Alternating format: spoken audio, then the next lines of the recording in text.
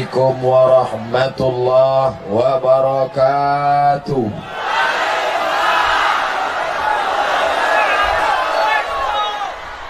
Anak raja memakai katun.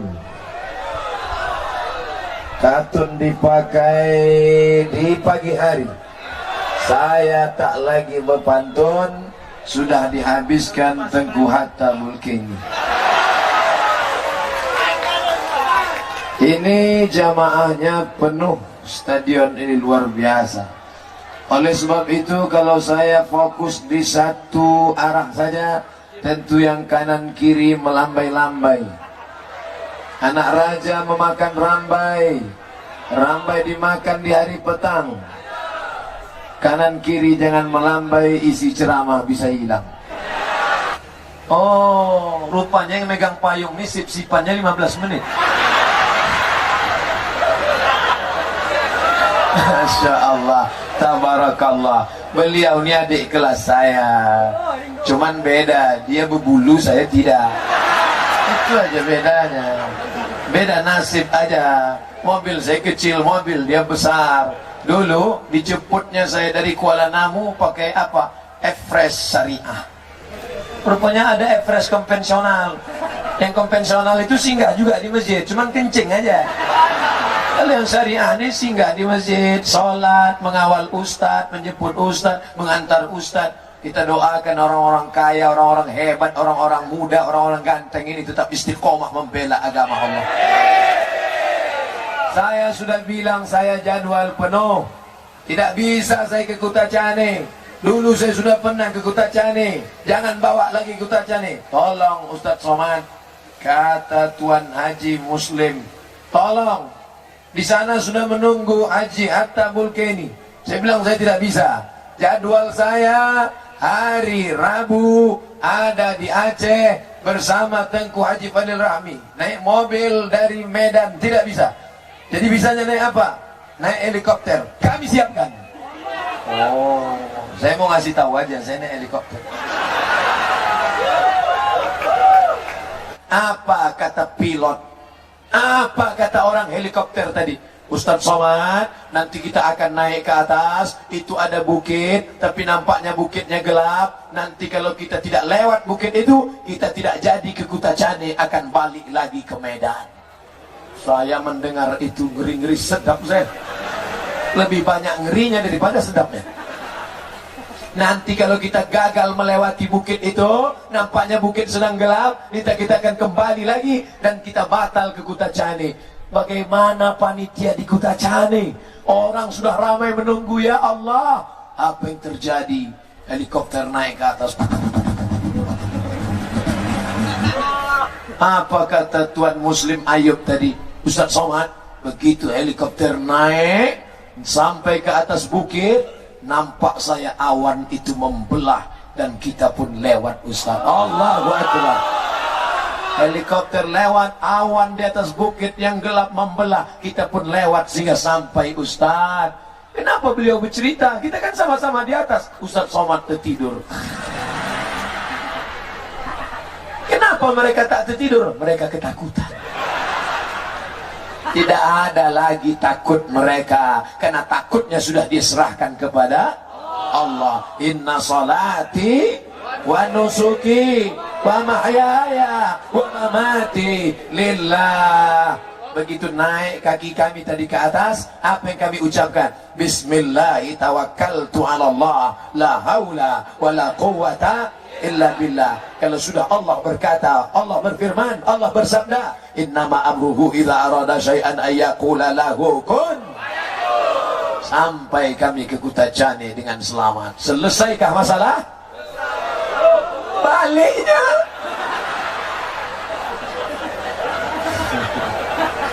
Saudaraku yang dimuliakan Allah, masalah ini tidak pernah selesai, karena dunia ini tempat masa. Berani hidup di dunia, berani menghadapi masalah. Takut menghadapi masalah, jangan hidup di dunia. Kalau takut hidup, mati saja. Makanya sholat mengajarkan kita kuat, sholat mengajarkan kita strong, sholat mengajarkan kita. Nah, tengok sip-sipan mereka udah mulai ganti. 20 menit berakhir, pindah ke depan. Ingat, Ustadz Somad judulnya membumikan sholat, menjaga amanah. Pada bagian pertama, sholat adalah untuk menguatkan jiwa, mendekatkan kepada Allah, supaya hidup tetap ada masalah, tapi kita siap menerimanya dan kita tetap tenang. Ya ayyatuhan nafsul mutmainnah, wahai jiwa-jiwa yang tenang. Mana jiwa yang tenang? Nih, dari tatapan mata mereka nampak mereka tenang, padahal panas terik mereka tenang. Kenapa mereka tak keluar? Mereka terjebak di tengah. Bukan Ustaz. Sekarang yang kedua, bagian yang kedua. Kalau di sini laki-laki saja, yang ini pemain ganda campuran. Sebelah kiri perempuan, sebelah kanan laki-laki. Hai perempuan-perempuan, bersyukurlah kalian karena kalian menikah dengan suami yang soleh. Yang gadis-gadis, jangan nikah karena laki-laki datang bawa mobil megah. Jangan nikah karena laki-laki kaya raya, sawitnya sejauh mata memandang. Jangan nikah sama laki-laki karena ganteng-gantengnya akan hilang. Jangan nikah karena laki-laki pejabat karena sedang diintai KPK. Jangan nikah dengan laki-laki yang rupawan karena rupa akan dimakan cacing tanah. Tapi menikahlah dengan laki-laki yang sholat. Yang soleh betul juga, karena yang soleh adalah yang sholat, dan yang sholat itu adalah yang soleh. Orang yang soleh dan sholat adalah somat. Saudara yang dimuliakan Allah Subhanahu wa Ta'ala, Ustaz, lama hidup banyak dirasa, jauh berjalan banyak ditengok. Lama jadi ustaz banyak yang curhat. Ustaz, dulu kusangka kalau menikah sama dia bahagia. Dulu kusangka kalau nikah sama dia hati senang.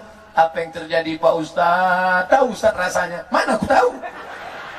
Tahu Ustaz rasanya? Cemana? Rasanya macam tidur sama babi hutan. Gara-gara laki tak sok. Walaupun hidup 1000 tahun, kalau tak sembahyang apa gunanya? Saya tengok yang megang payung siapa. Kalau yang megang payung Tengku Atabulkini, malu juga kita. Dia nyanyinya sudah ada albumnya. Tadi saya tengok, udah nyanyi dia sekarang. Jadi saya coba-coba, mana tahu nanti diajaknya pula rekamannya. Ibu-ibu, kalau suaminya tak sholat, besok pagi masak sarapan, nyanyikan lagu itu. Sepohon kayu daunnya rimbun,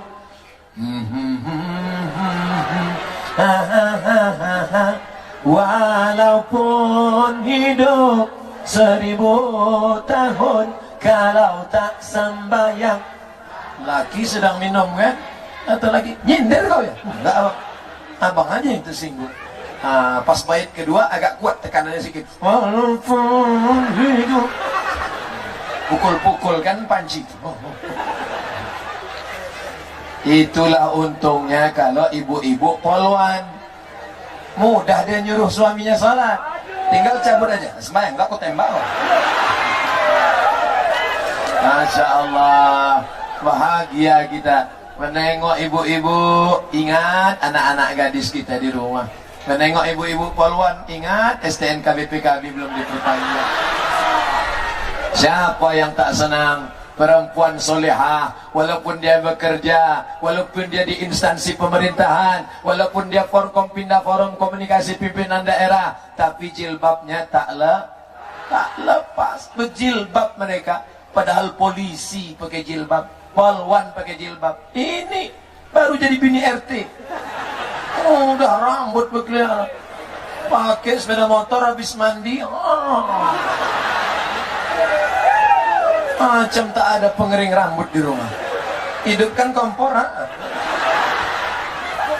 Saudara yang dimuliakan Allah Subhanahu wa Ta'ala, istri-istri yang soleha, yang pakai jilbab ini, tentulah suaminya baik-baik.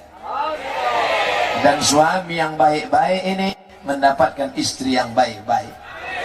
Ustaz, kenapa suamiku ini begini Pak Ustaz? Sabar Bu, karena rukun iman yang keenam ada rukun iman keenam percaya pada takdir baik, takdir buruk. Apa takdir buruk saya? Itulah laki Fir'aun itu.